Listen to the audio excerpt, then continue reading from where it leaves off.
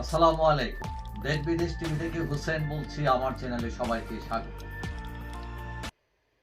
5 August 2024 Sheikh Hasina Bharat চলে যান এবং শেখ হাসিনা ভারত চলে যাবার পর আওয়ামী লীগের লোকেরা যে যেদিকে পারো সেদিকেই চলে গেছেন, কেউ বিদেশে, কেউ আত্মগোপনে, কেউ জেলে।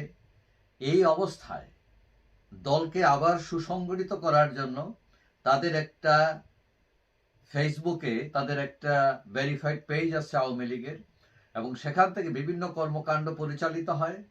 এবং গতকাল সোমবার আমরা দেখলাম যে সোশ্যাল মিডিয়ায় লাইভে এসে শেখ হাসিনা বক্তৃতা দিয়েছেন এবং তিনি দৃঢ় প্রত্যয় ব্যক্ত করেছেন যে তিনি দেশে ফিরে আসবেন।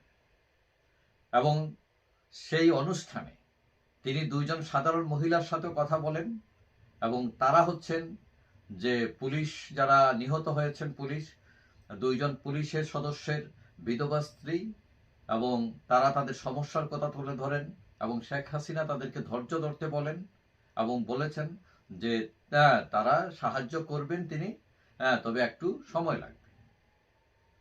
এবং তিনি বারবার যেটা বলেন সেটা হলো অনুকূল পরিবেশ তৈরি হলেই তিনি দেশে ফিরবেন। এবং তিনি অভিযোগ করেন যে পুলিশ পরিবারের সদস্যরা যারা নিহত হয়েছে, আহত হয়েছে, তারা বিচার পাচ্ছে না। এই সরকার ইন্ডিমিনিটি করেছে যে এগুলোর বিচার যাতে না হয় সেটা করে তারা পথ রুদ্ধ করেছে। তিনি বলছেন শেখ হাসিনা যে আমি দেশে ফিরলে বিচার করব, এবং এই যে দায় মুক্তিতে ইন্ডিমিনিটি যেটা করেছে এই সরকার, বলছেন যে এইগুলোর বাস্তবায়ন হবে না। বঙ্গবন্ধুর সময়ও একই কায়দা করেছিল বিএনপি, কিন্তু সেটা তিনি আর মানেননি এবং বঙ্গবন্ধু হত্যার বিচার করেছেন। সুতরাং পুলিশ হত্যারও বিচার হবে। এখন প্রশ্ন হচ্ছে, শেখ হাসিনা খুবই দৃঢ় প্রত্যয়ী যে তিনি দেশে ফিরবেন, মানে তাকে কেউ আটকাইতে পারবে না, মানে এরকম তার আত্মবিশ্বাস। এখন জাতিসংঘ কিছুদিন আগে একটা রিপোর্ট দিয়েছে, মানবাধিকার সংস্থা জাতিসংঘের, এবং তারা বলেছে যে শেখ হাসিনা ক্ষমতা টিকিয়ে রাখার জন্য মানবতা বিরোধী অপরাধ করেছেন। এখন এই অবস্থায় তিনি ফিরতে পারবেন কিনা, কবে ফিরবেন, এটা নিয়ে প্রশ্ন দেখা দিয়েছে। শেখ হাসিনা ইউনূস সরকারের সমালোচনা করেন এবং বলেন যে ইউনূস সরকার দেশ চালাতে ব্যর্থ হয়েছে।